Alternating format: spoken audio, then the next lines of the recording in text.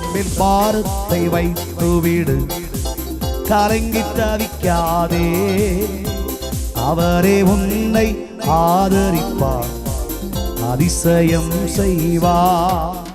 தேவனுடைய பிள்ளைகளே, இன்றைக்கும் நம்முடைய வாழ்விலே இவ்வித கடைசி நிலைகள், சாக போகும் தருவாய், தொழில் நின்று போகிற நிலை, படிப்பு முடிச்சு போகிற நிலை, ஐயா இனிமே வாழ்க்கையில ஒரு நன்மையும் வராது அப்படின்னு சொல்ற நிலை. கர்த்தர் என்ன சொல்றாருன்னா, நீ பயப்படாத, இந்த காலத்தை நினைச்சு நீ கலங்காத, நீ பயப்படாதே, நான் உன்னோடு கூடவே இருக்கிறேன். நீ தண்ணீர்களை கடக்கும் பொழுது நான் உன்னோடு கூட இருப்பேன், ஆறுகளை கடக்கும் பொழுது அவைகள் மேல் புரளுவதில்லை, நீ அக்கினில் இடந்தாலும் வேகாதிருப்பாய், அக்கினி ஜுவாலை உன் பேரில் பற்றாதிருக்கும், நான் உன் தேவன், நான் உன் தேவன். பயப்படாத. உலகத்தில் இருக்கிற சக்திகளை குறித்து, நஷ்டங்களை குறித்து, கஷ்டங்களை குறித்து, இல்லாமைகளை குறித்து, உலகத்தில் இன்றைக்கு மனுஷனுக்கு எதிராய் புறப்பட்டு வருகிற தீய சக்திகளை குறித்து கலங்காதே, பயப்படாதே. கர்த்தர் உனக்கு ஒரு ஆண் பிள்ளையை கொடுத்திருக்கிறார், ஒரு புதிய ஆசீர்வாதம் பிறந்திருக்கிறது. இந்த நாள் இது நல்ல நாள், ஒரு புதிய சரித்திரம் பிறந்த நாள். இதுவரைக்கும் நன்மை வரலல்ல, பாடுபட்டு கிடைக்கல, போராடி வந்து சேரல, எதிர்பார்த்து வந்து சேரல. எப்பொழுது கேட்டாலும் தீய சக்திகளே, எப்பொழுது கேட்டாலும் ஐயா தோல்வி தோல்வி தோல்வி என்ற சத்தம் உன் காதுகளில் கேட்டுக்கொண்டிருந்தது.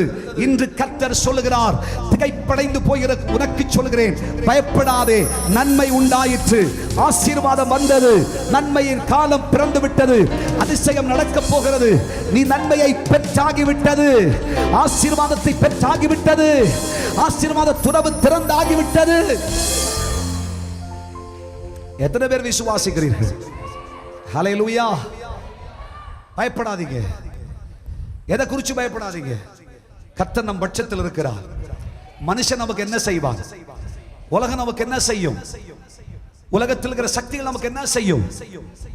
உனக்கு எதிராய் புறப்பட்டு வருகிற எந்த ஆயுதமானாலும் அது வாய்க்காமல் போய்விடும். அது வாய்க்காது வாய்க்காது வாய்க்காது. மனுஷனுடைய சூழ்ச்சி பலிக்காது. ஆமென். நீயோ விடுதலை பெற்ற பெண்மானை போல் கர்த்தரை மகிமைப்படுத்துவாய். ஏற்ற நேரத்தில் சொன்ன வார்த்தை அவளை ஆரோக்கியப்படுத்திற்று.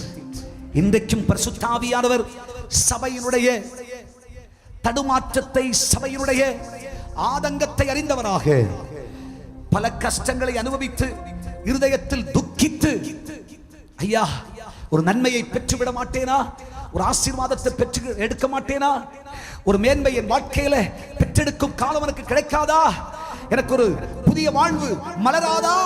கர்த்தர் சொல்கிறார், சோராதே, பதறாதே, பயப்படாதே, நீ நன்மையை பெற்றாகிவிட்டது. கரங்களை தட்டி